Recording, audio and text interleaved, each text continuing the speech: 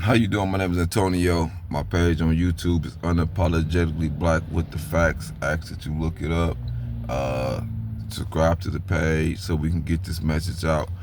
I hear a lot of black Americans say that politics doesn't work.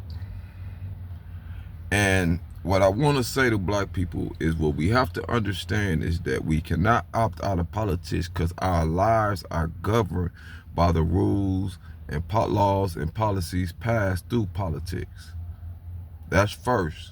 Second, one of the main reasons why politics have not benefited black Americans is because black Americans have never created their own agenda. We have only asked to be included in one of the two parties' agenda. And neither of those parties was going to create any policies in order to level the playing field of equality. That responsibility was the sole responsibility of us, the black community, to come together as a collective and to create our own initiative.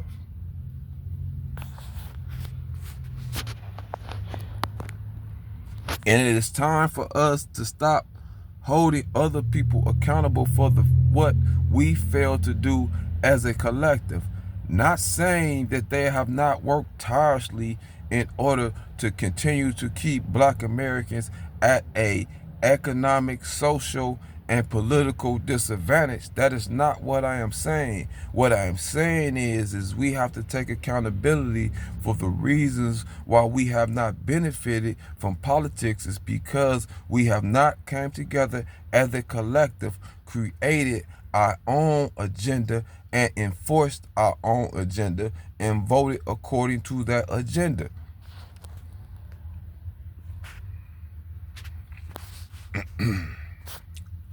I have a lot of communications with a lot of black people about politics, and very few blacks that I talk to even understand the smallest bit about politics.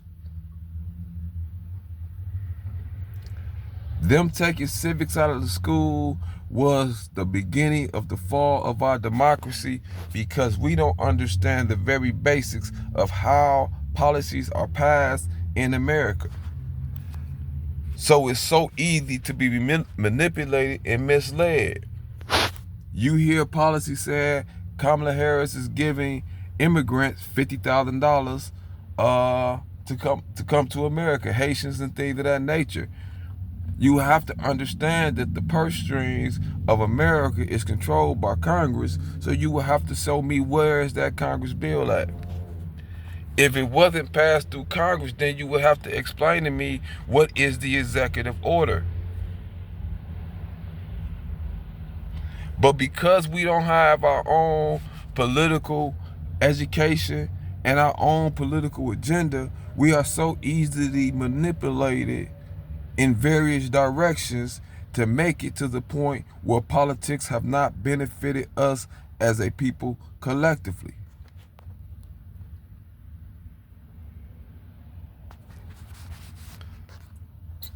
This is what I'm saying to my black people. One of the main reasons why politics have not worked for you collectively is because you are so easily manipulated and misled because you're not doing your own research. You're taking the words of these politicians at face value, and then you're supporting policies and principles that you have not investigated the ramifications of yourself. You're just supporting the tagline.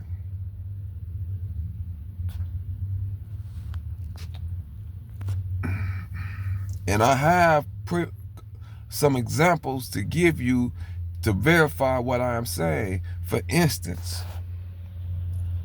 when you look at what they talk about empowerment zones, what are empowerment zones? Empowerment zones are property tax liens. So that means people who invest in your community get a chance to purchase the house and only pay a fraction of the property taxes because they're an investor and they don't live there, while you pay the full amount. But that portion of the property taxes they don't pay takes away from the repairs of your schools and your roads. On top of that, standing empowerment zone, they benefit from you living in squalor because they are able to write your property off as a tax deduction if it has any devaluing aspects. So if it's falling in value, they can write it off on their taxes. So they're benefiting from you living in squalor. This is why I say black people have to understand the real reason why politics have not benefited us as a collective is because we have not came together to create our own agenda.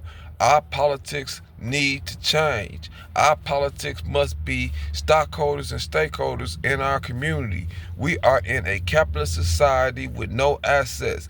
This was designed by United States government when they created the New Deal and blocked blacks from owning houses through the redlining policy. So our politics must change. We have to understand, and when we did try to pursue politics such as integration, what happened after 1968 is when they signed the integration bill. From 1968, from 1973 to current time, inflation has outpaced wage increase. So from the moment they was reported or told that they had to give you opportunities to jobs, they began to give white people more access to credit, increasing the cost of things, making it impossible for you to live off that labor.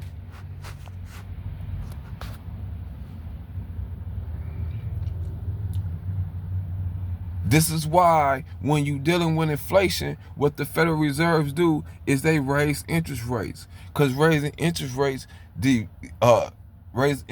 makes it more expensive to use credit. So when they're devaluing or they're lowering the amount of money in circulation, they're doing it by lowering or making it too expensive to use credit.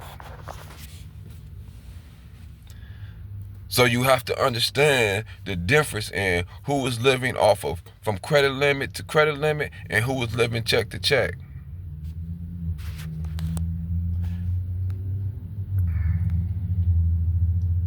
This is why our politics must change as a people. Black people have to change their politics. Our politics must not be jobs, but must be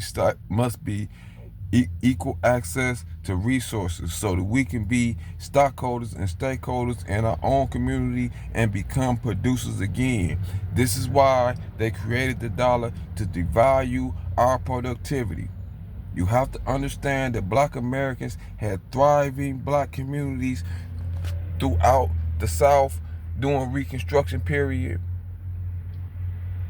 The dollar did not come about until 1913 when they created the Federal Reserve. And that was done to undermine our productivity. I need my black people to understand that you're never going to outwork a printing press. We have to change our politics. We time to become producers.